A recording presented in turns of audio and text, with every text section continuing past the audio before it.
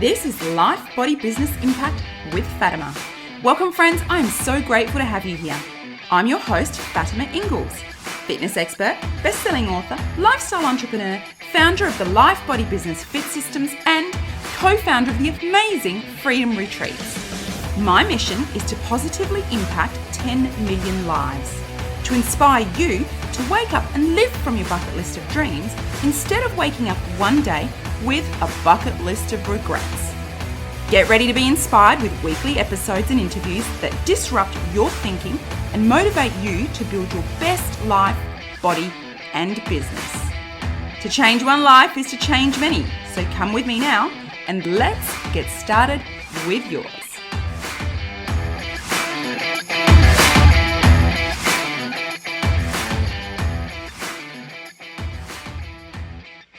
Welcome back to the show. I'm your host, Fatima, and today I am joined by the lovely lass from across the waters, Dianne McCabe. Originally from rural Ireland, Dianne relocated to Sydney with her husband in 1999, where they now live with their daughter. Dianne McCabe is founder and director of The Happy Path, which supports individuals and organisations through change. She is a catalyst for positive change in the corporate world, a PROSI accredited change practitioner. She's a certified life coach and mental health first aider. Sought after by individuals and organisations across the globe, Dianne identifies simple strategies to navigate through complex change. Dianne has worked with blue chip organisations including Abbott, Cisco Systems, Campbell's Soup and Arnott's Biscuits. She was awarded the Global Best Practices Award by the software giant SAP for Harmony, $37 multi-million initiative impacting 3,000 people over 18 months. As a change coach, Dianne engages in courageous conversations to unearth barriers to change, limiting beliefs and unfulfilled desires for success and happiness. Her clients understand that to thrive effective organisational change, they also need to drive personal change. Dianne's keynote speech, Reframing Duty of Care, draws on her personal organisational change expertise and her personal experience with mental health illness. In her speech, Dianne shares 3 guiding principles of care: care for self, care for others, and courageous conversations. It's so wonderful to have you here, Dianne. Welcome. Thank you so much, Fatima. Delighted to be on your podcast. I'd love for you to share with our audience a little bit more about yourself and how you came to be working in the arena that you are. Sure, yeah. It's a little bit of a meandering career path. I started out, as you mentioned, I'm from rural Ireland. From a very small fishing village there, but I decided to go to college and study analytical chemistry, and that was the beginnings of my career. From there, I actually got quite sick in the workplace. When I moved to Australia in '99, I started getting a reaction to some of the chemicals I was working with, and I had my first career change. So I moved from analytical chemist working in labs to working in the IT. And I chose IT because I didn't want to go back to university for another 4 years, and it was the easiest thing to study and get my teeth sunk into. Then through probably 10 years of working in IT, I naturally migrated into organizational change and had another 10 years working with organizational change, predominantly working with within large corporate organizations and focusing on technology-driven change. And recently, in the last 2 years, I've branched out into starting my own organization where I now focus all of my energies on helping individuals and organizations through change. Wonderful. What actually brought you to Australia? I'm interested to know. Okay. So myself and my husband, or back then boyfriend, we just had plans to go and travel. My husband at the time worked in Kazakhstan and I was working in Ireland. And it was like, okay, we just wanted to spend more time together, travel the globe. He wanted to go to the US first. I wanted to go to Australia. So it was he who influenced most, and it turned out that was me. So we arrived in Australia, and because the Olympics were on in '99 and for the 2000 and the millennium, so Australia won hands down. But we fell in love with it, and haven't left since. It's now home for us. Oh, we're so happy that you're here with us in Australia, Dianne. Really like to ask you, what is a mental health first aider? Okay, yes. So description. So yeah, it's actually something recent that I have done. So it was something that I was particularly aware that there was. So I'm sure you're familiar, like a lot of people are, with physical mental health first aiders. And, there's a lot of organizations that just have that have physical first aiders in their organization. So if you end up having a sprain or a paper cut, or, even if you've worn those brand new high heels and you need you've got a blister that needs a plaster, you go straight to your first aider. So now what's happening, particularly in the workplaces, we're starting to see more and more places come on board with mental health first aid. And they like the physical ones, but they're actually helping people who have emerging mental health problems. So that is something that larger organisations and corporates are now bringing into their first aid area? It's slow. I will say it's happening a lot slower than I would like to see. Anyone can go and do this, and I highly recommend it to anyone, just if you are supporting either yourself or other people with mental health issues. But yes, more and more organisations are now trying to integrate that their mental planning. Okay. I'd like to also speak about reframing duty of care. From an organisational perspective, can you tell us a little bit more about what that means? Because I know that there are a lot of people out there who are obviously working in the corporate world. Yeah. So I think if I just set the kind of larger scene first of all. So once upon a time in the corporate workplace, and I'm sure outside the corporate arena as well, we used to have, change and, times of high stress or high activity coming at us in waves. So whether that was, the end of financial year or a big project or initiative that was being worked on by the organization. And those waves are now no longer waves. We're just in this era which is constant, never-ending pain. It's no longer acceptable to kind of do that and cry and ask our people to go the extra mile. And the reason it's no longer, something that we should do as leaders is because mental health is in decline across Australia, across the globe. And we're now in a state where 20% of our workforce will have a mental health issue in any given year. So as leaders in organizations, we know that we have a duty of care to our people, but we focus a lot on the duty side of it, not necessarily on the care and on that real human to human connection. So duty of care, what I'm working with organizations to do, and with leaders within those organizations, is to help them reframe duty of care. So they're focusing a little bit more on care factor, just to improve their overall mental well-being within their organizations. Okay, so how do they do that? How do you work with them to do that? Yeah, so on the care aspect for the mental health of their employees. Yeah, because of my own personal experiences, so like I've worked in organizational change for over 10 years and have done huge programs across some global corporate organizations, but I also have suffered with mental health issues myself. So I've struggled with my mental health since I was a teenager, and I had a pretty spectacular breakdown in the workplace myself. It's probably about 2.5-3 years ago now. And as part of my recovery coming out of that, I took time to analyze, both my professional experiences and my personal, deeply personal experience of having a breakdown, to see what can I learn from this to work with organizations to help them not make the same mistake that I have, and help leaders who have people in their teams who have mental health conditions. There's a module completely focuses on caring for yourself and taking responsibility for your own mental health and well-being. Then care for others, which is about showing empathy towards others and checking in with those around you. And then where the magic happens, which is around having courageous conversations. So if I'm someone in the workplace who is suffering with a mental health condition, I'm going to need to care for myself and take responsibility for myself first. But if I'm a person in an organization who notices someone who's not doing so good, who's behaving differently or just not quite themselves, that I care enough to look out for them, and that I tap them on the shoulder and say, hey Bob, how are you feeling? Would you like to go for a coffee? Just checking in and having that courageous conversation. This reframing duty of care with those 3 guiding principles gives a framework for organizations to be able to work through with their leaders and with their people. Okay, Dianne, so can you tell us a little bit more about what happened with your mental health breakdown in the workplace? You said that was about 2.5 years ago. What do you feel led to that and triggered it in terms of your own personal self-care or lack thereof? Yeah. It's so around that time. So, like I've said, I've struggled with my mental health since my teenage years. So, all the ups and downs that go with that. But what it seemed that I, like, with hindsight, which is a wonderful thing, I look back now and I realize I was not taking responsibility for my care for self. I was allowing myself to throw myself into my work, to not really, wasn't taking lunch breaks, was working ridiculous hours. I was also, I suffered with panic attacks, and anxiety, which were getting worse and worse. And I was spiraling deeper and deeper into depression.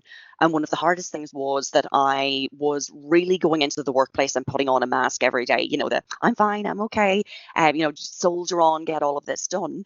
But that came at the expense of coming home in the evening and just having nothing left to give my family. So I really was vacant and empty, coming home to my then 6-year-old daughter and to my husband.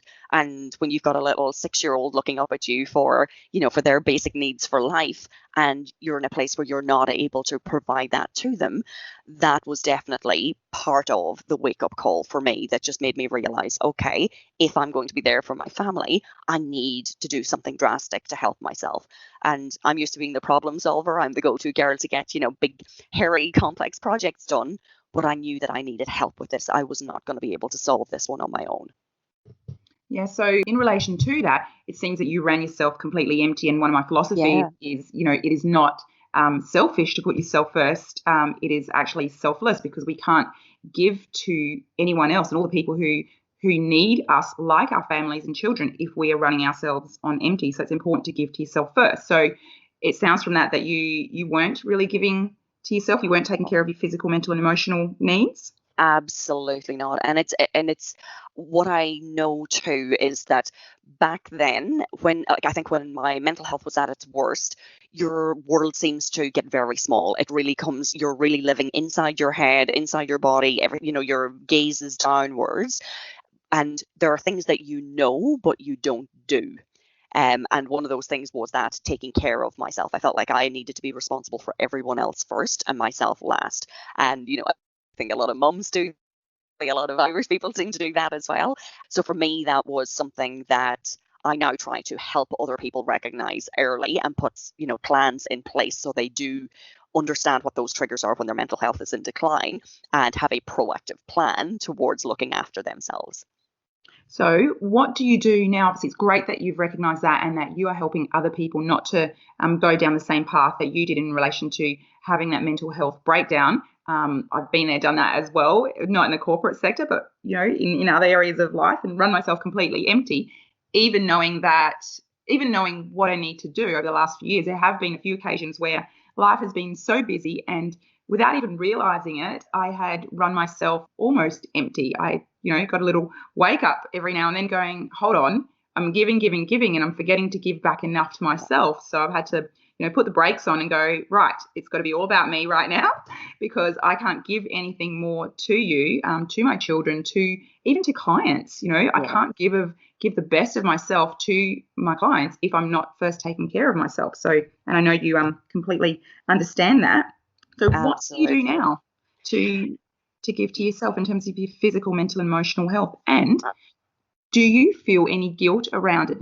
Have you felt guilt around it in the past? That's a very big one. It is indeed, because it is that, going from selfish to selfless. And I love how you frame that, because it is such a huge mindset shift to get into that. And, while I am very disciplined in my self-care now, I still, of course, feel guilty. Like yesterday, I was feeling guilty for going off for an hour's walk when, my daughter's on school holidays. And I'm thinking, okay, I should be spending more time with her. But it's like, no, I can be a better parent when I spend time on me, then I have more to give. But for me, I like my self-care is actually very basic. And this is what I found, that, we all need to tap into what's required for us. So for me, it's simple things. And I will say that, when I look at, how fantastic you are with your fitness, and how, just how strong and how passionate and dedicated you are from a fitness perspective. And I am the complete opposite end of the spectrum. I am someone who likes walking and yoga, walking in nature, meditation, which is a huge thing, that really has changed my life. Every day I do gratitudes and appreciations. And it's something that I talk a lot with my clients about, because a lot of people have heard about doing gratitudes, which is, what am I thankful for? Or what am I grateful for? But appreciations also, having people write 3 to 5 things that they appreciate about themselves, which is quite difficult, because you have to, reflect back on yourself and saying, hey, what am I doing well? And Australians and Irish people are not very good at giving themselves a clap on the back. So So one of the other things that I practice myself and I really encourage with my coaching clients is to do 3 to 5 gratitudes and appreciations every day. So a lot of people practice, gratitude journals or writing down what they're grateful for. But one of the things that I also do is 3 to 5 things that I appreciate about myself. And I find this difficult when I started doing it. A lot of my clients struggle with it as well, because you have to really reflect inwardly and give yourself that clap on the back for things that you've done that you're proud of. And they don't have to be big things. They can just be, if you're really struggling with your mental health, I got out of bed today, or I had a shower today, or it could be, yay, I won a new client. Any sort of thing that you did for yourself that you're proud of, not just gratitude for circumstances and other people. So I do that on a daily basis. The other big thing that I focus on is what I call positive inputs. And I literally have cut out so much negative inputs in my life. So now I'm listening to inspirational podcasts, audiobooks, TED Talks, doing a lot of learning and development to expand my knowledge and my thinking, but also the people that I choose to spend time with. So am I spending time with people that are making me feel good? And a lot of what I do is tapping into how happy I feel. So if something makes me feel happy, feel good, let's get more of that. And if it's something that's not making me feel happy, then, I make conscious decisions about whether I want to keep that in my life or not. I agree with you. It's so important.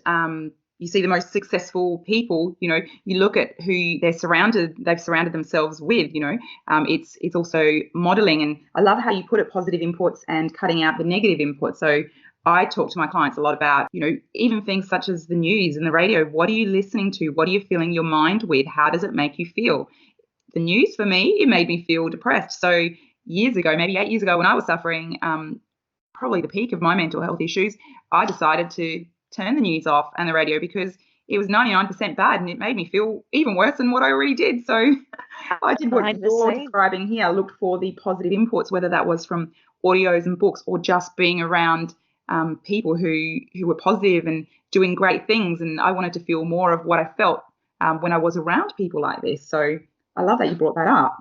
I agree. And even with the news, so I think 2 years now without listening to news, and a lot of because I deal with a lot of, senior executives in corporate. And when I declare that I don't watch the news, or they're, making a bit of banter about something, a lot of them are shocked and horrified that I don't listen to the news. But I focus my energies on where I can affect positive change, not on making myself feel worse or, a sense of despair for things that I can't change. So that's a conscious choice for me.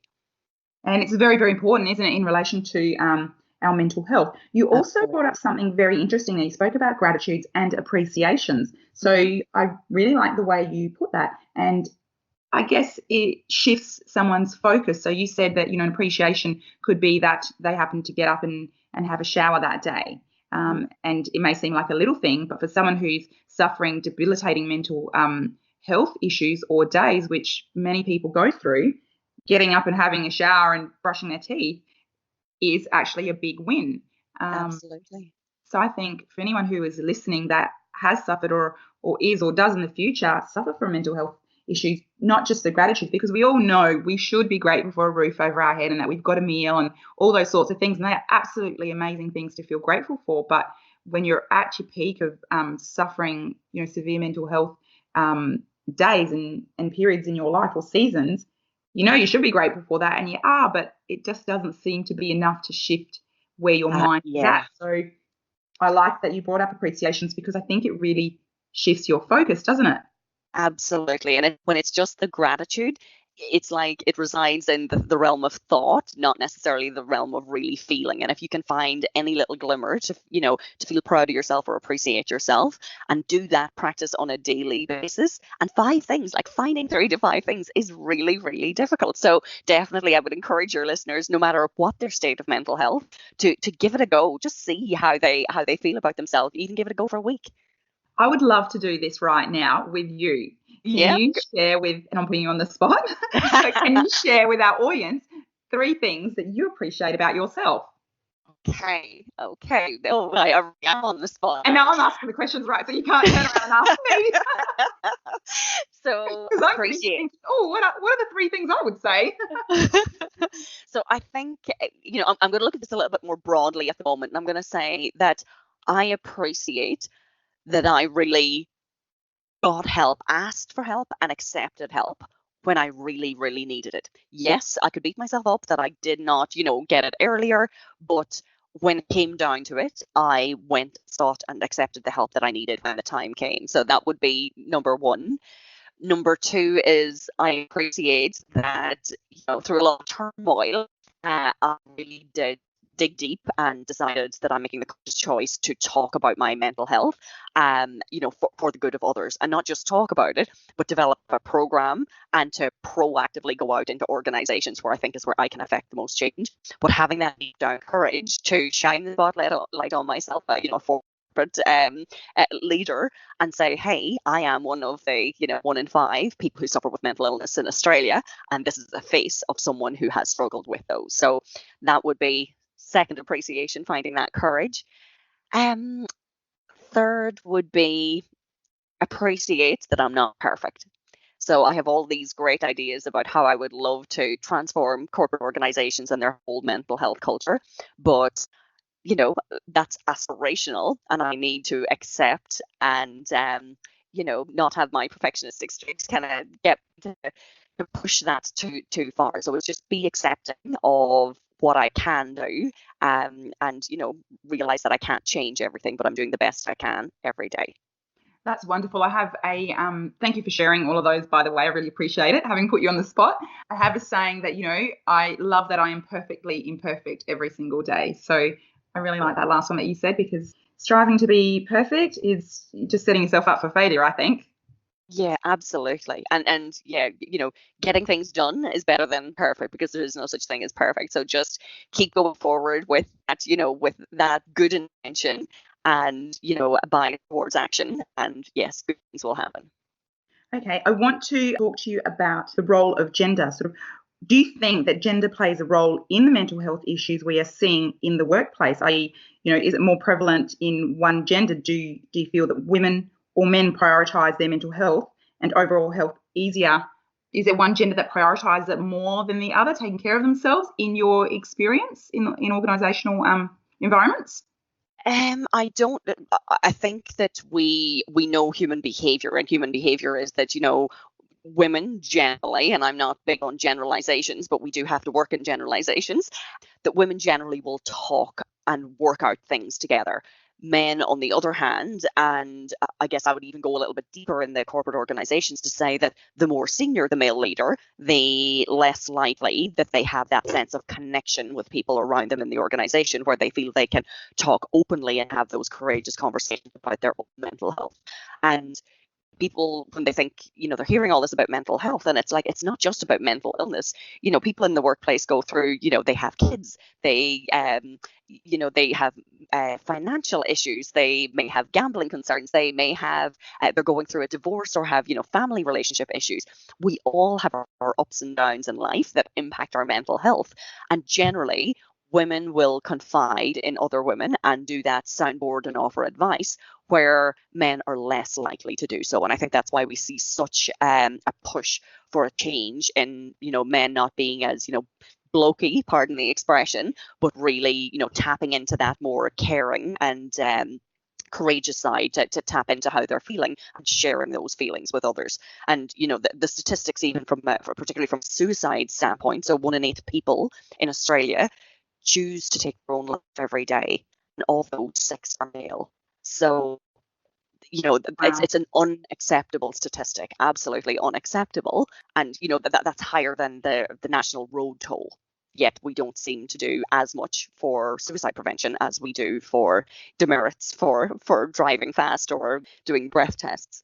Yeah. Do you think that, particularly with men and male leaders, that one of the reasons they don't talk about it, obviously women have always had their circle that they would sit and gather and weave and do all those sorts of things together, but that men may see it as a sign of weakness to actually talk about their challenges and their struggles, rather than a sign of strength to ask for help and to talk about what's going on? I feel there's a shift in that. So I feel with a lot of the awareness campaigns that are going on about mental health, and we're slowly breaking down stigma, So I think a lot of men, even particularly, men towards the end of their careers, who wouldn't have necessarily grown up or entered the workforce with as much talk about mental health as there is today.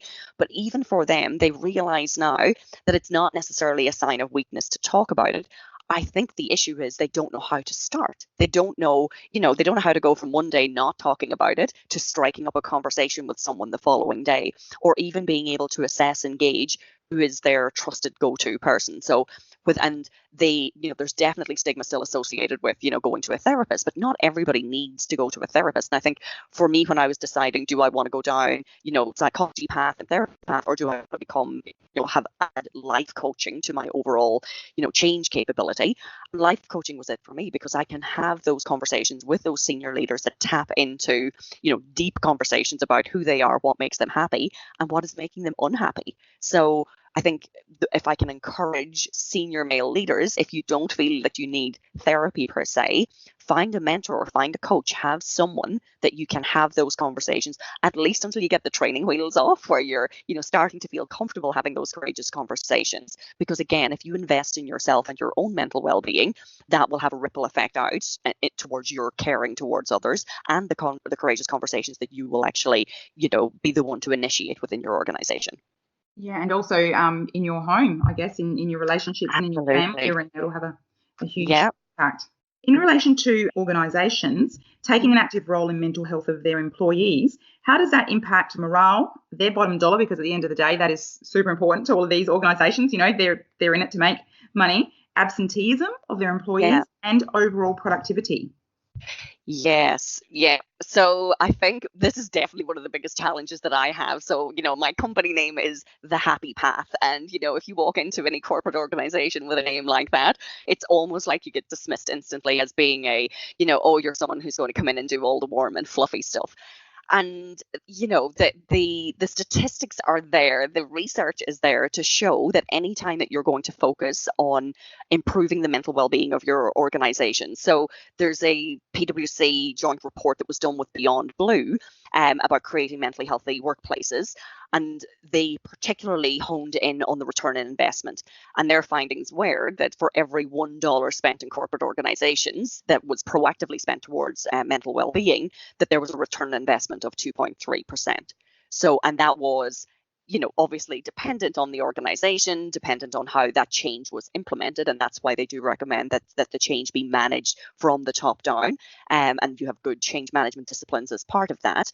But the data is there, the research is there to support the fact that if you do invest, then you will get your return on investment. So that's the talking to the, the financial brain, the facts and figures.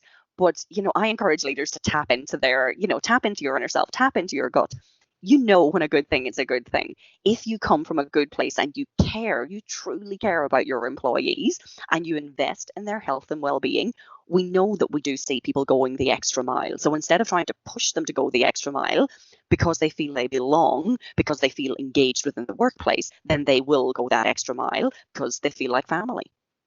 Yeah, absolutely. I would have to agree with that, having worked in the banking industry in a couple of different big banks, which I will not name. I worked in one straight out of high school, and then in one, maybe 10 years ago, I definitely saw a shift and change in how they were managing the mental health and the well-being, I'll call it a well-being program of their employees. It was definitely a lot of positive change. And it is great to see that. And it is, I guess different organizations do it at different pace. And it does take some convincing in some organizations, and some are not there yet at all about investing in the overall well-being of their people. It's been so wonderful to talk to you, Dianne. I really appreciate all the time and everything you have shared. Absolutely love your care for self, care for others, and having courageous conversations.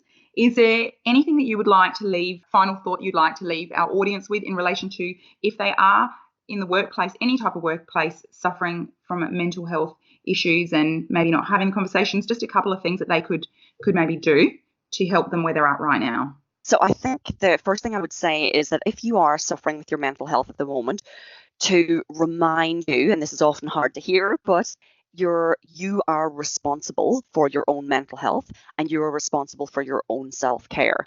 So have a look at how you're spending your time every day to see what can I do to be more proactive about my mental health. And whether that is go for a walk, do your gratitudes and appreciation, or even just have some positive inputs, whether it's TED Talks, whether it's audiobooks, something that lifts your spirits. Secondly, I would say if you can find the courage, look around your organization, look around your friends, your family, pick one person and imagine, first of all, having a conversation with them about your mental health. So just role play it in your mind, and that will help give you the courage to actually go there and tap them on the shoulder and start to have that conversation. Now, make sure you pick someone that is going to be supportive and encouraging towards you, not someone who either will freak out or dismiss what you're about to tell them. And the last thing I would say is just be kind to yourself. Our, overthinking and mental health issues can be a form of self-torture. We really beat ourselves up about these things, but find a way to be kind to yourself every day. And doing those, gratitudes and appreciations are really a beautiful way to do that. That's wonderful. And they're great actionable steps that you have given and shared to our audience. I really, really appreciate your time and all your sharing. If people want to find some more about what you're doing, or they'd like to introduce you into their organisation, where can they go to find you, Dianne? Okay, so the best way to contact me is either through my LinkedIn profile. So just look for Dianne McCabe or The Happy Path. Emailing me directly at Dianne McCabe, all one word, at thehappypath.com.au. And I believe you'll have some of this information in your podcast notes. Absolutely. And I'm also on Facebook and Instagram under The Happy Path. Beautiful. So I'll make sure I pop those links in the notes so that people want to reach out to you, they can. Once again, thank you so much for all the information that you have shared with all of us, Dianne. We really appreciate it. Thank you so much, Fatima. Take care. Thank you so much for listening to the show. I truly hope you have found it beneficial and have taken some value from it. Hopefully, a lot. If you did, please share this show with anyone you feel may need to hear it. I would also absolutely love if you would take a minute or two to review this show on iTunes, Stitcher, or whichever platform you happen to be listening to it on. With your help, we can accomplish my mission to positively impact 10 million lives. That would be so awesome.